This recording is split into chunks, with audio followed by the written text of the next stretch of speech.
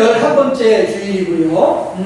지금 갑자기 이제 뭐 법무부 장관 후보자 한 사람 때문에 모든 이슈가 모든 사람들의 관심이 그쪽으로 가고 있습니다만은 실은 그게 이제 뭐 그렇게 관심이 갈 만한 내용들은 없어요. 없는데 사람들이 다 이제 막 부풀리고 막 이렇게 일부러 왜곡해가지고 이렇게 이제 하는 그런 내용들이 있죠. 한 가지 예를 들면 2번을 유급을 했는데 6번을 장학금을 받았다 이렇게 얘기를 해요. 그런데 그렇게만 얘기를 해요. 신문 기사는요 그렇게만 얘기를 하고 있는데 실은 그게 어떤 내용이냐 하면 장학금이 학교에서 주는 장학금이 아니에요. 학교에서 주는 장학금이 아니고 교수가 개인적으로 주는 장학금이에요. 학교에서 주는 장학금이면 여러 가지 규정과 규칙이 있을 수 있겠죠. 그런데 교수가 주는 장학금이기 때문에 아무런 문제가 없어요. 법적인 문제가 아무것도 없어요. 주고 싶으니까 주는 거고 주기 싫으면 안 주는 거라는 말씀이에요. 그리고 또 2번을 유급을 받았다고 했는데 그래서 그때에는 장학금을 안 줬어요. 그래서 6번만 받은 거예요. 그런데 이런 사정 이야기들은 설명은 전혀 없이 2번이나 유급을 했는데도 불구하고 6번씩이나 장학금을 받았다. 이거 비리다. 이렇게 얘기를 하는 거예요. 그리고 실제로 그때 장학금을 주었던 그 교수가 지금은 부산의료원의 원장으로 가 있다. 이거 자기 아버지가 청와대에서 높은 자리에 있으니까 뺑을 쓴 거 아니냐. 이렇게 얘기를 하는 거예요. 그런데 그 후보자의 딸이 장학금을 받을 때에는 어느 때였냐면은 박근혜라는 사람이 대통령을 할 때였어요. 그리고 지금 현재 법무부 장관 후보자는 그때 박근혜 대통령을 향해서 이것도 잘못합니다, 저것도 잘못합니다 하면서 막 손가락질 하던 때였어요. 그러면 그럴 때에 그 부산에 있는 대학교 교수는 그 사람의 딸에게 장학금을 준 거예요. 그러니까 박근혜 대통령이 살아있고 그 대통령을 향해서 욕을 하는 사람의 딸에게 장학금을 주었어요. 그러면은 그 교수는 이 아버지가 나중에 잘 되면 나한테 부산시장 자리를 밀어주겠지 이런 기대감을 걸고서 그 딸에게 장학금을 주었을까요? 아니란 말이에요. 단지 그 학생만을 보고 주었던 장학금인 것이죠. 그리고 또 이 사람은 지금 이제 부산시 의료원 원장으로 있지만 그 전에 다른 지역에서도 그 지역 의료원 원장을 할 만큼 능력도 훌륭한 사람이에요.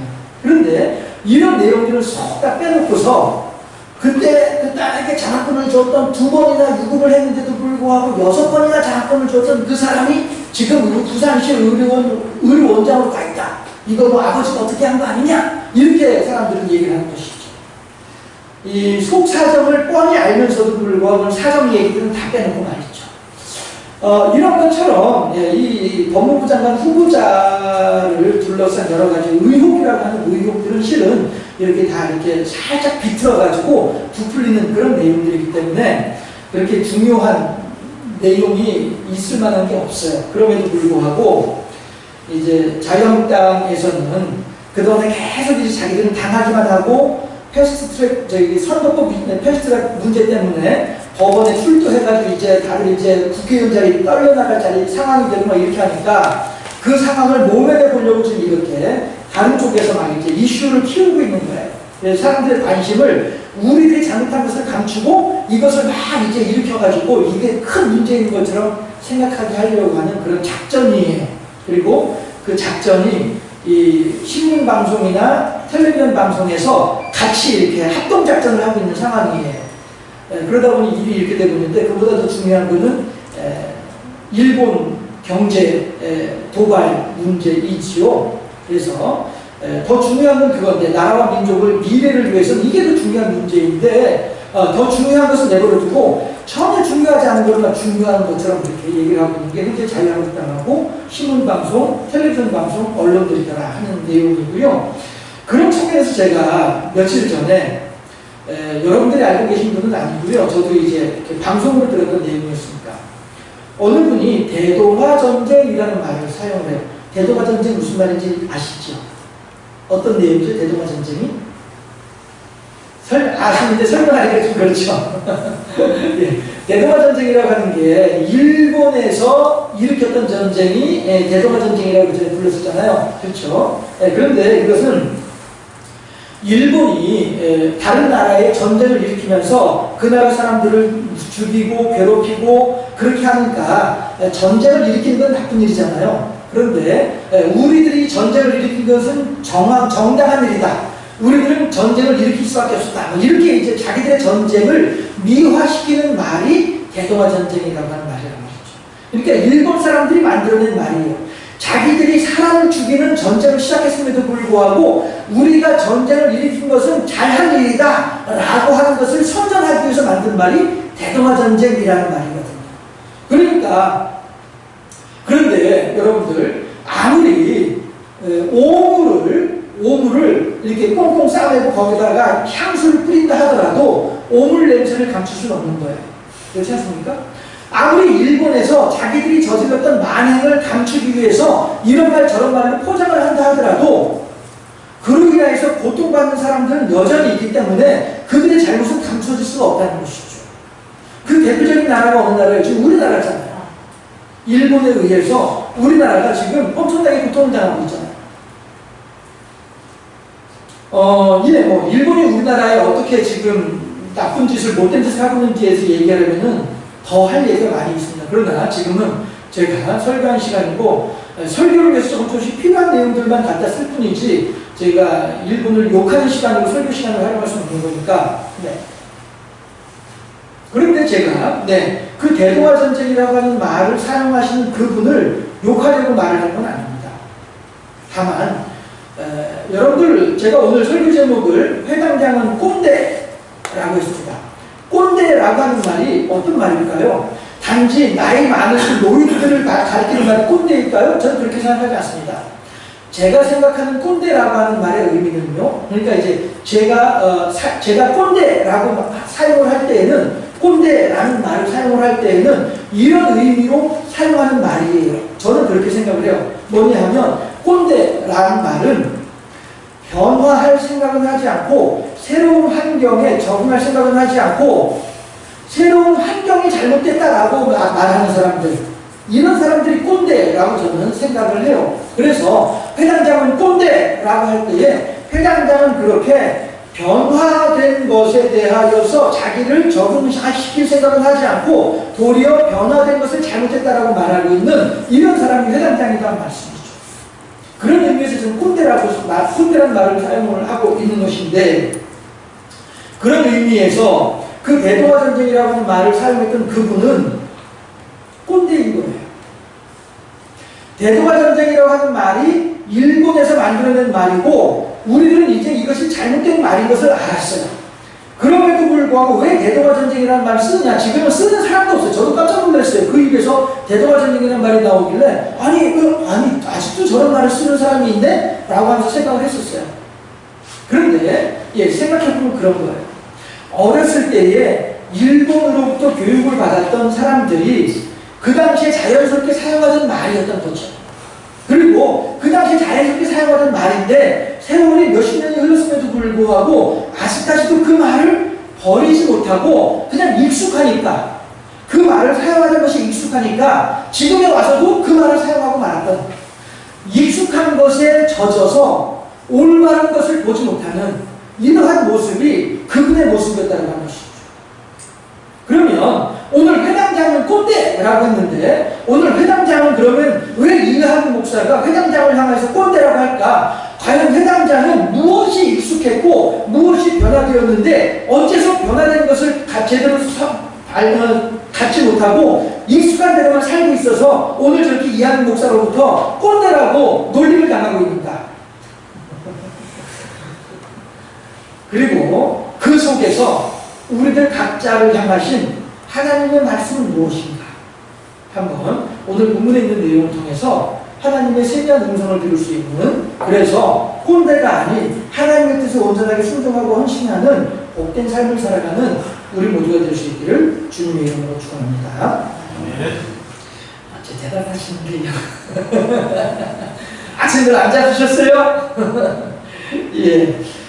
유대인들은요, 율법과 전통을 지키는 것에 대해서 아주 큰 자부심을 가지고 있던 사람들이 유대인들입니다. 그래서 이스라엘의 선민 사상이라고 하죠. 우리들은 하나님으로부터 선택받은 민족이다. 너희들은 하나님의 율법을 안 지키고 있지. 우리들은 율법을 제대로 지키고 있어. 그러니까 너희들은 선택받지 못한 민족들이고 우리는 선택받은 민족이야. 너희들은 구원받지 못할 것이야. 우리는 반드시 구원받을 것이야. 이렇게 생각한 사람들이 이스라엘 백성들이에요. 유대인들이란 말씀이죠. 그래서 유대인들은 율법과 전통을 온전하게 잘 지키는 것에 대해서 너무나도 중요하게 생각하는 사람들이 유대인들이었습니다. 그런데 본문에서는 하나님께서 그러한 유대인들의 율법과 전통보다 더 중요한 것이 있다라고 우리들에게 말씀하고 계신다는 사실이죠. 그리고 그 더 중요한 하나님의 뜻을 아는 것이 우리들의 삶에 중요하다, 필요하다라고 하는 것을 우리들에게 가르쳐주고 계신 것입니다. 유대인들의 율법과 전통 가운데 대표적인 것이 바로 안식일입니다. 유대인들은 절대 안식일에는 아무런 일도 하지 아니하고 회당에 모여서 하나님의 말씀을 듣고 서로 토론하고 하나님의 말씀을 가르치고 이런 일만 하는 사람들이 유대인들이었던 말씀입니다. 예수님께서도 유대인이시니까 예수님도 유대인이거든요. 예, 유대인이시니까 유대인의 전통을 따라 안식일에 회당에 들어가서 유대인들이 하는 것처럼 예수님도 유대인이니까 말씀을 가르치고 계시는 거예요. 회당에서. 그런데 저쪽에 보니까 한 여인이 이렇게 허리가 꼬부러져가지고 제대로 이제 뭐 앉지도 못하고 걷지도 못하고 눕지도 못하고 이런 아주 괴로운 상태에 있는 그런 한 여인을 발견을 한 거예요. 그런데 보니 그 여인은 무려 18년 동안이나 사탄에게 매이가 되어져서 허리가 꼬부라져가지고 펴지도 못하고 있는 그런 아주 고통 중에 있는 사람이란 말이죠. 그러니 예수님께서 회당에서 말씀을 가르치시다가 그 여인을 부르는 거예요. 여인이여 이리 와보시오. 이제 겨우겨우 삐죽삐죽 왔겠죠. 어쩌면 예수님께서 직접 일어나서 그 여인에게 가셨을 수도 있을 것 같아요. 아무튼 전에 가가지고 내가 오늘 너의 병을 낫게 하노라 라고 하면서 안수를 하시니까 웬일? 이 꼬부라진 18년 동안 펴지 못하던 이 허리가 딱 펴지는 거란 말이죠. 이러니 여인이 얼마나 기쁘겠어요. 그러니 어떻게 해요? 할렐루야! 다 같이 시작! 할렐루야 하는 거예요. 왜요? 18년 동안은 나는 허리를 못 펴고 있었어요. 18년 동안 나는 하나님 앞에서 두 손을 들어 경배하지 못하고 있었어요. 그런데 하나님께서 예수님께서 나의 손에 나에게 몸에 안수하시면서 네 병이 나았다 하시니까 내 허리가 찌질찌질하면서 펴지는 거란 말이에요. 얼마나 기뻐요. 하나님 감사합니다 하는 거죠. 사도 요한과 베드로가 성전에 올라갈 때에 성전 앞에 안전뱅이가 있었습니다. 베드로가 나에게 은과 금은 없으나 이 다리를 쓰지 못하는 그 사람은 성전 문 앞에 앉아가지고 사람들한테 한 푼 줍시오, 한 푼 줍시오, 하는 사람이란 말이에요. 그러니 베드로가 가니까 이 사람은 저 베드로 저 사람이 나한테 가까이 오는 걸 보니까 저 사람이 나한테 동량 주겠구나, 동전 한 일 주겠구나, 이거 바라보고서 내심 반가워하고 있었어요. 그런데 베드로가 가가지고 뭐라고 얘기해요? 은과 금은 내게 없으나 네가 원하는 것이 나한테는 없으나 나는 돈 한 푼 가지고 있지 않아. 그러나 내게 있는 것을 너에게 주노니 뭐예요? 곧 나사렛 예수 이름으로 일어나 걸어라. 할렐루야. 베드로가 그렇게 말을 할 때에 이 사람은 전혀 기대하지 않았던 예수 그리스도의 능력을 받았단 말이에요. 이 안진뱅이는 단지 내 앞에 다가오는 저 사람이 예수님의 제자인지 누군지도 몰라요. 그냥 단지 내게 다가오는 사람을 보고서 저 사람이 나한테 동전 한 입 주려고 나한테 오나보다, 동량 하나 주려고 오나보다 라고 생각했었는데 단지 그냥 동전 하나만 기대하고 있었는데 정작 그 사람은 나한테는 은과 금은 없어 라고 하니까 실망이야. 근데 뭐하러 왔어? 빨리 가시오. 내 영업 방해하지 말고 빨리 가시오. 이랬단 말이에요. 그랬는데 이 사람이 하는 말이 그 뒤에 하는 말이 기가 막힌 말이죠. 은과 금은 내게 없으나 내게 있는 것으로 너에게 주노라. 안진뱅이 입장에서 아직 아멘이 아니에요. 안진뱅이 입장에서는 아직 아멘이 아니에요. 왜냐하면은 저 사람이 뭘 가지는지 모르잖아. 그쵸? 안진뱅이는 지금 은과 금이 중요해요. 동전 하나가 중요한데 이 사람이 지금 나한테 하는 얘기가 나한테 은과 금은 없어. 그런데 내게 있는 것으로 너에게 줄게 라고 하는 거예요. 뭐지? 대체 뭘 가지고 있지? 아니 여보시오, 동전 없으면 그냥 가. 난 지금 동전이 필요한 사람이야. 영업 방해하지 말고 빨리 가시오. 이게 안진뱅이의 마음이란 말이죠. 그런데 그 뒤에 이어서 베드로가 뭐라고 해요? 곧 나사렛 예수의 이름으로 일어나 걸어라. 이러니 자기도 모르게 다리에 힘이 들어가면서 벌떡 일어나는 거예요. 평생 나는 내 마음대로 걸어다녀 본 적이 없어요. 기껏 움직이려면 양손을 가지고서 움직일 수밖에 없는 것이 나의 이 사람의 형편이었단 말씀입니다. 그런데 웬걸 나는 이 사람에게 단지 동전 한 입만 말하고 있었는데, 그런데 이 사람이 자기한테 있는 걸 나한테 주겠다고 해서 도대체 뭐지? 나는 동전만 바라보고 있었는데 나는 전혀 기대하지 않고 있었던 예수의 능력으로 내 다리에 힘이 들어가니 어때요? 이 사람이 그게 나오는 말이 뭐예요? 뛰기도 하고 걷기도 하며 어디로 가요? 성전으로 들어가는 거예요. 그래서 어떻게 해요? 하나님을 찬미하는 거예요. 우리가 이렇듯 하나님의 은혜를 받고 하나님의 능력을 던지는 사람들은 당연히 하나님을 향해서 찬미하고 오늘 본문에서처럼 하나님을 향해서 영광을 돌리는 것이 마땅한 거죠. 오늘 18년 된 병자 여인은 그렇게 하나님께 영광을 돌리고 있었습니다. 그런데 이 장면을 누가 보고 있었어요? 오늘의 주인공 꼰대 회당장. 회당장이 봤어요. 그래서 회당장이 뭐라고 그래요? 아니 예수님을 향하여서 여보시오, 안식일날 병을 고치면 어떡해. 안식일은 일을 안 하고 쉬는 날이야. 하나님께 일하지 말라고 하셨어. 그런데 왜 병을 고치는 일을 하고 있어 당신? 이러고 있는 거예요. 자 보세요. 이 여인은 하나님을 향해서 하나님 감사합니다. 나의 18년 된 병을 고쳐주시니 감사합니다 하면서 하나님께 영광을 돌리는 중인데, 회당장이 와가지고 예수님을 책망하니까 여인은 어떤 생각이 들어요? 괜히 슬그머니 나도 뭔가 잘못한 것 같은 그런 느낌이 드는 거지. 지금 단국대가 딱 그런 꼴이에요. 단국대학교가. 예. 저희 법무부 장관 후보자 딸하고 연결되어 있는 단국대가 딱 그런 꼴이에요. 단국대는 여기 아무런 연관이 없거든요. 단지 그 단국대 학교에 있던 교수가, 그 아이가 그 법무부 장관 후보자 딸과 같은 학교를 다녔어요. 그래서 이제 학부모하고 학생하고 연결해주는 프로그램이 있었어요. 그것도 이제 이명박이라는 사람이 권장하던 교육제도였었어요. 그랬었는데, 아무튼 제가 단국대는 아무런 그 연관이 없는 사람이었거든요. 그런데 하도 신문방송이 뼈들어 제끼니까 단국대가, 이거 봐라. 괜히 불똥이 나한테 튀면 어떻게 하지? 이래가지고 지금 그 논문에 대해서 다시 한번 심사해보겠다라고 하는 말을 한 게 그래서 그래요. 자, 이 여인이 나는 예수님으로부터 병고침을 나와서 막 기뻐서 하나님께 감사합니다 하고 하는 중이었는데, 회당장이 예수님을 책망을 하다 보니 막 기뻐하던 내가 뭐 잘못했나? 아니 나는 그냥 예수님이 병에서 고쳤다고 해서 그래 나 정말로 고쳐진 것 때문에 기뻐하던 중이었는데 회당장이 예수님을 막 잘못했다고 질책을 하고 있는 거예요. 그러면 그러면 나도 잘못된 건가? 나도 안식일날 그러면 병 고쳐달라는 말을 하면 안 되고 내가 병을 고쳐주려고 하더라도 나 도망가야 되는 건가? 막 이렇게 해서 말이죠. 예. 이 여인도 마찬가지로 막 하나님께 기뻐하던 그 기분이 싹 사그라들고 마는 거예요.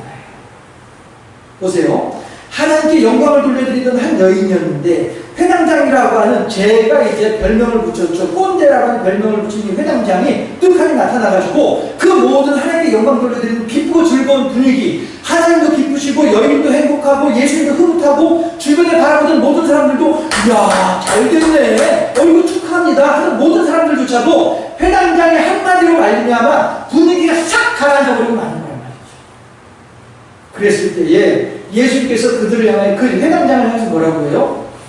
여보시오 회당장, 당신은 안식일에 매여있는 짐승들, 소나 양, 이런 매여있는 짐승들을, 소나 나귀, 참 양이 아니라 나귀, 짐승들을 풀어서, 여러분들 이게 중요해요. 같은 말이 반복되고 있는 거거든요.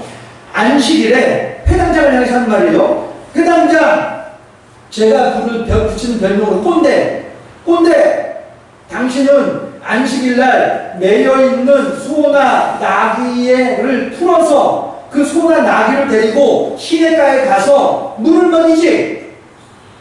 그런 것처럼 나도 지금 18년 동안이나 사탄에게 매여 있었던 이 여인의 여기 여인의 그 묶여 있었던 것을 나도 풀어준 거야.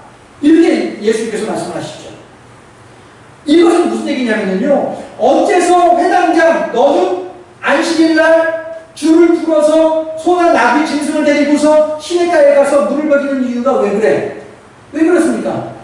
소나 나귀가 물을 안 먹으면 목말라 죽잖아요. 회당장은 생명을 소중히 여겨서 안식일일지라도 줄을 풀어서 끌고 가서 물을 먹인단 말이에요. 생명을 소중히 여기니까. 소나 나귀는 자기의 재산이란 말이에요. 그러니 자기의 재산을 소중하게 여기고 있지만 정작 이 여인은 내 재산인가요? 아니에요. 그러니 여인이 고통당하는 것에 대해서는 관심이 없는 거란 말이죠. 그러나 그 여인은 누구의 자녀입니까? 소나 나귀는 회당장의 재산이면은 이 여인은 누구의 자녀예요? 오늘 예수님께서 뭐라고 말씀하세요? 아브라함의 자녀란 말이에요. 아브라함의 자녀라고 하는 말은 요즘 우리들이 다시 생각을 해보게 되면은 하나님의 자녀란 말이죠. 그러면 회당장이 자기의 짐승을 소중하게 여기는 것처럼 하나님께서도 자기의 자녀를 소중하게 여기신 것이 마땅한 일이잖아요. 그렇죠? 그러니 이 여인을 안식일날, 이 날이 안식일이든 이 날이 안식일 다음이든 예수님께서는 상관이 없는 거예요. 단지 이 여인이 하루라도 더 고통을 당하는 것을 내가 참아 못 보는 거죠. 마치 하갈이 그의 아들 이스마엘이 목이 말라서 굶어서 죽어가는 장면을 볼 때에 살 한바탕쯤 떨어진 곳에 아들을 모아주고 멀리 떨어져 내려와 앉아가지고 울면서 뭐라고 울어요? 차마 내 아들 죽는 모습은 보지 못하겠노라. 이게 어미의 자식이 죽어가는 것을 바라볼 수밖에 없는 어미의 고통이란 말이에요. 18년 된 이 병자가 사탄에게 매여서 고통당하는 모습은 하나님께서 그렇게 가슴 아리로 그렇게 가슴 아프게 그 모습을 지켜볼 수밖에 없다는 거예요. 예수님께서는 하나님의 그 마음을 잘 알고 계셨기 때문에 이 날이 안식일이든 안식일 다음 날이든 상관없이 눈에 보이니까 너 빨리 와. 내가 너 고쳐줄게. 하나님께서 네가 하루라도 더 고통을 당하는 그 꼴을 하나님 못 보신단 말이야. 내가 빨리 너 병 고쳐줄게. 고쳐주시는 거란 말이죠. 그런데 회당장은 뭐 때문이에요? 이 여인은 내 생명이 아니거든요. 이 여인은 나한테 귀하지 않단 말이에요. 그러니 여인이 안식일날 병이 고쳤다는 그 자체가 이 회당장으로서는 열받는 거예요. 왜? 내가 목숨처럼 지키는 안식일을 지금 이 예수라고 하는 젊은이하고 여인이 그 안식일을 지키지 않았다라고 얘기를 하는 거죠. 그러나 이것은 회당장이라고 하면서 하나님의 율법을 연구하는 사람이라고 하면서도 불구하고 하나님의 마음을 제대로 알지 못한 결과라는 것이죠. 자기의 재산을 소중하게 여길 줄 알면서도 불구하고 하나님의 생명을 소중하게 여길 줄 모르는 사람, 자기의 익숙한 것에 젖어서 하나님께서 원하시는 바를 외면하고 마는 사람, 그리고서는 자기 마음대로 하나님을 섬기면서 하나님 이렇게 하면 되죠? 하나님 좋으시죠? 라고 하고 있으나 하나님은 이 사람의 예배를, 이 사람의 제사를, 이 사람의 영광을 하나님께서 기뻐하시나요? 아니란 말씀이에요. 도리어 예수님께서 선포하시는 하나님의 말씀, 생명의 말씀을 통하여 사람들이 하나님께 할렐루야 영광 돌려드릴 때에 이것을 하나님께서 기뻐하신다는 사실이죠.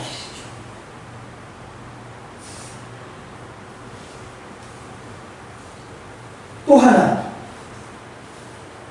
하나님께서는요, 짐승보다 사람의 생명을 더 소중하게 생각하시죠.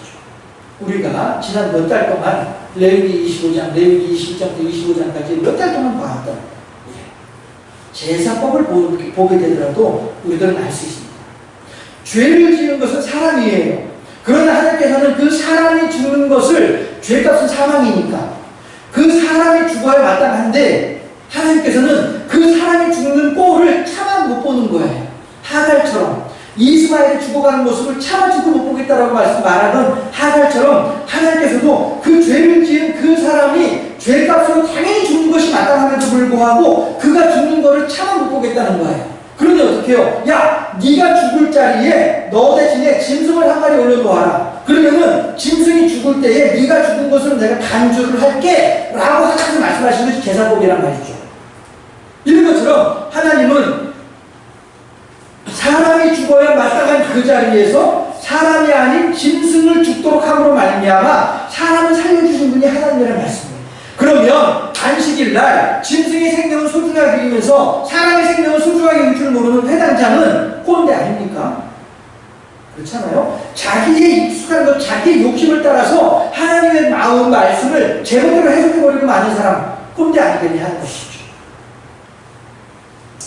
우리들은요, 짐승은 내 것이고 사람은 내 것이 아니다라고 하는 이러한 회당장의 욕심, 또한 마귀 사탄의 욕심, 또한 오늘 우리들 주변에서 숱하게 흔히 볼 수 있는 많은 하나님의 영광을 돌려드릴 줄 모르고 하나님께 순종할 줄 모르면 자기 욕심대로만 살아가면서 남을 괴롭히고 있는 사람들을 바라보면서 나는 그러한 하나님의 뜻을 외면하는 나의 욕심대로 살아가는 그런 사람이 아니라 나를 대신해서 예수님께서 죽어주시고 내가 죽어야만 할 자리에서 예수님께서 죽으심으로 말미암아 나를 살리신 그 하나님의 사랑을 우리들이 마음에 깊이 새기면서 제가 그 설교문 마지막에 그렇게 써놨죠. 꼰대를 버리고 하나님께 영광의 삶을 살자라고 제가 써놨죠. 우리 모두가 그렇게 하나님을 기쁘시게 하고 하나님을 영화롭게 하는 나의 잘못된 생각을 내려놓고 하나님의 선하시고자 하는 뜻을 수용 받아들일 수 있는 이러한 꼰대를 버리고 하나님의 뜻을 온전하게 영광을 돌려드릴 삶 살아가는 우리 모두가 되어줄 수 있기를 주님의 이름으로 축원합니다. 네. 기도하겠습니다.